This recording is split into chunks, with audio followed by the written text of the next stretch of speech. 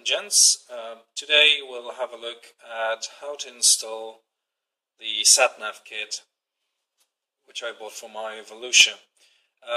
It is primarily designed or sold for HTC One X phones, but in reality it is capable of taking any 5-inch device that's powered from a micro USB port.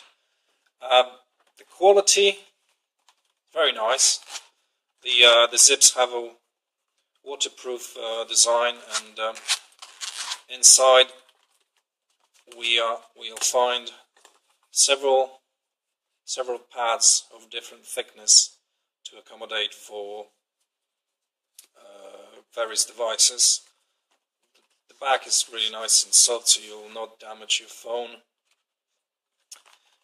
In the kit you also have the mounting bracket, which is quite nice. It has 2 leather bits inside, so you're not risking scraping your your chrome.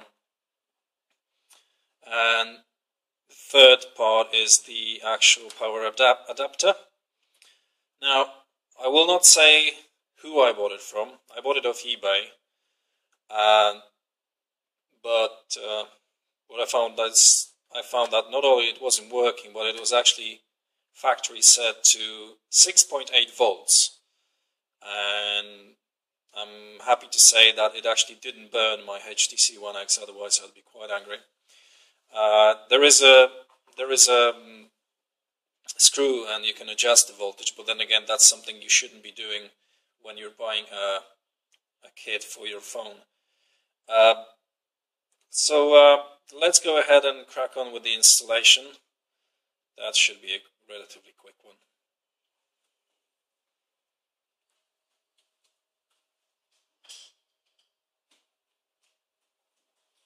Right, gents, the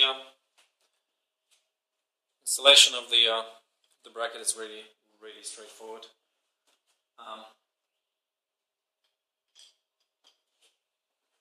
It is designed. Well, I bought this model because it is capable of mounting it on a 1-inch bar, and the way you do it, you basically leave one strip of the leather underneath, you put it on, and you add the second layer of leather, and you just wiggle it around a little bit so it falls into place.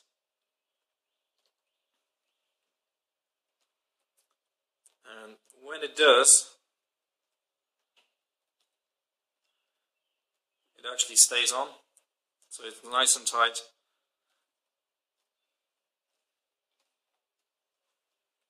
And all that's left to do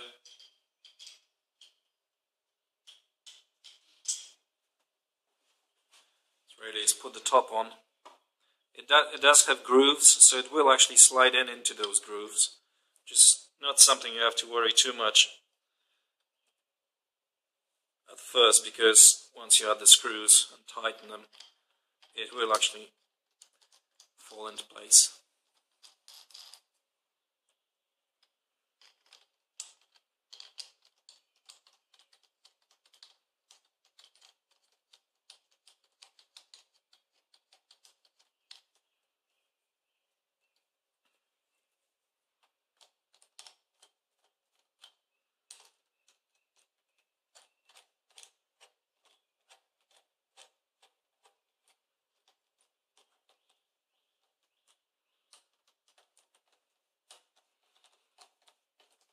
Have to worry about plastic cracking, because it is a really hard plastic, and let's face it, with the leather in place it doesn't really take much to get that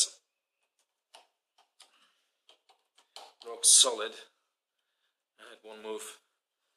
So that's out of the way. You can finish it off with just adding the actual case. Now there's a very cool feature on that case. It has a small bolt, because that's a slide in, so you slide it in, just move it slightly to the left and it locks itself.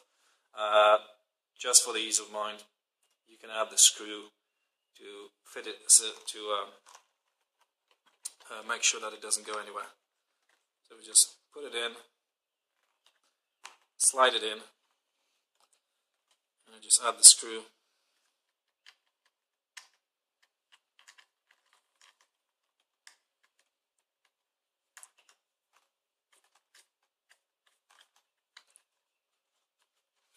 Oops.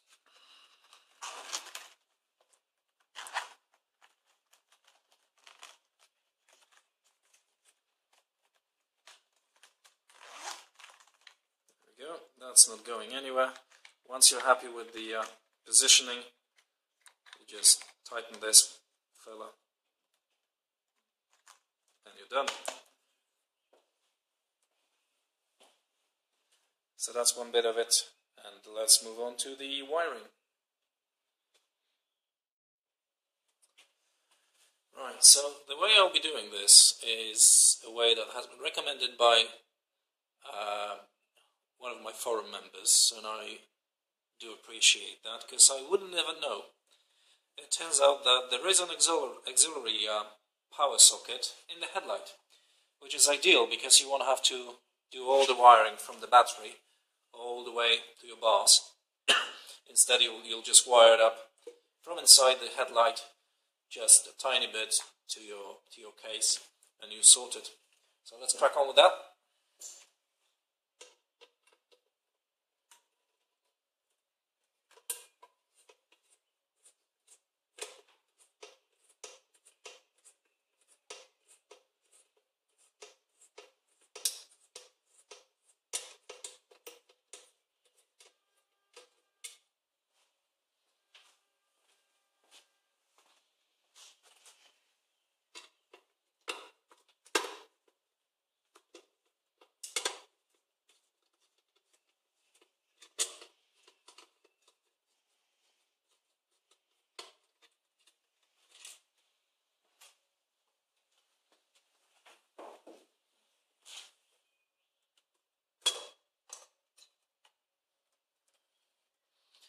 There you go, there's the headlight gone, and if you look, there's your auxiliary power, which is fabulous. This is exactly what we need.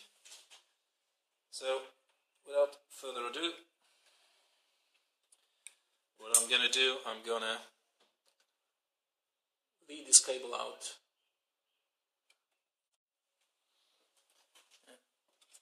So what I'm going to do is feed the cable out through the hole at the back.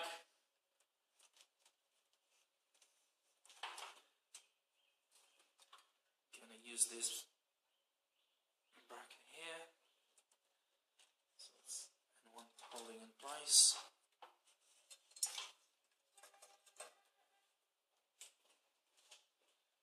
Just make sure that I'm leaving myself enough cable to put it inside. That should do. Plenty of space inside for an installation like this one, which is very fortunate because the power adapter is quite a box. So I'm just going to put it in the back. There's a slim chance of it rattling or anything like that, so I'm not bothered by actually securing it. If it does rattle, I'll just redo it. There's plenty of loose cables around anyway. And you've maybe noticed, if you didn't notice, this one, these are two different connectors, so I couldn't be actually bothered to do anything else with them. I just cut them to the size so they actually fit in. They do fit in very nicely. So I'm gonna just install them as they are, and we're good to go. Literally slide them in. This is a really nice tight fit.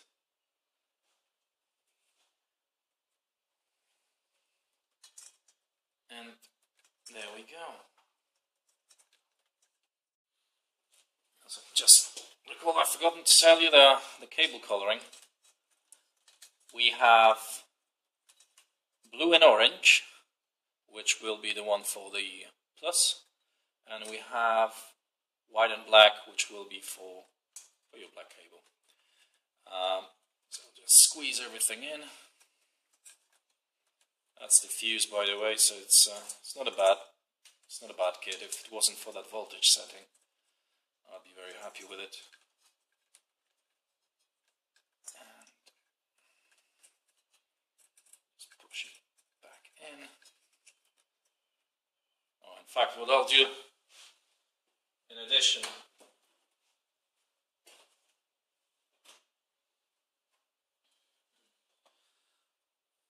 I'll tape the connections around a little bit so they are not so exposed.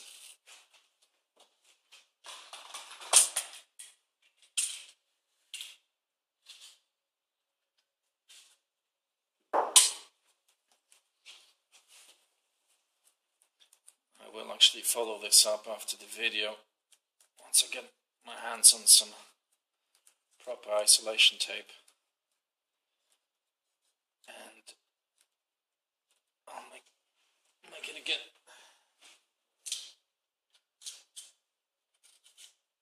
There you go. That will help it secure in one place so it doesn't fall out, so it's all nice and sticky.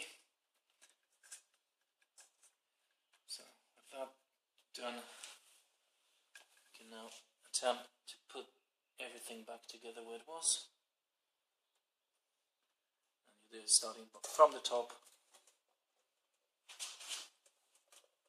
or maybe not.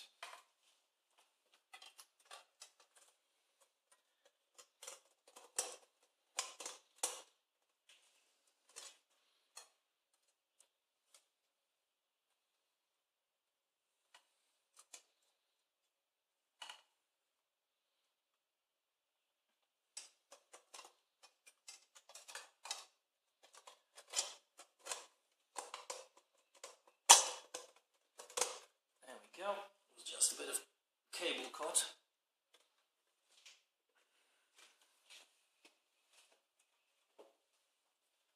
Let's put screws back in.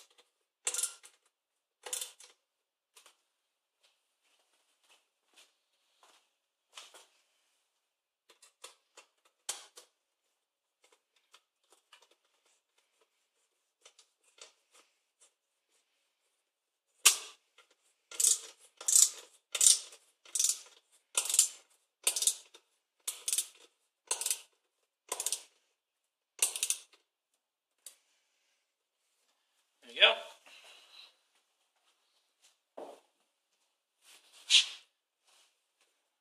All nice in the way it was.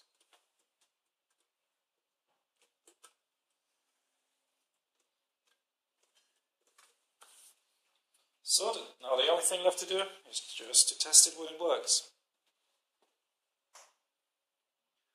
And I've just realized what a silly thing I said, because I can't test it with my phone because I'm recording this video with my phone. So, sorry about that, but it does work. I tested it offline. The only issue with the kit I actually purchased was the fact that the wiring provided, it had a straight connector instead of an angled one. There is a hole, weatherproofed hole in here, which you can lead your cables out. What I'll have to do instead, until I figure out, until I get myself an angled one, is I'll have to feed it from the bottom in between the zips, which, as far as I'm concerned, is a solution good enough. Because, well, let's face it, you will not have rain falling on it because it's underneath. So overall, that's it. It was a very quick and straightforward installation. I do recommend getting cases like these like I said, I can't really recommend the seller because he was an absolute add whatever word you want here. In fact, if you are planning on buying one and you don't want to end up with the same seller, do get in touch with me. Send me a PM. I will tell you then who that person was to avoid. Thank you very much for watching. Please don't forget to subscribe. I will be posting regularly, whether it's automotive, Photoshop or photography. I'm sure you'll find something of interest. Cheers guys, until next time.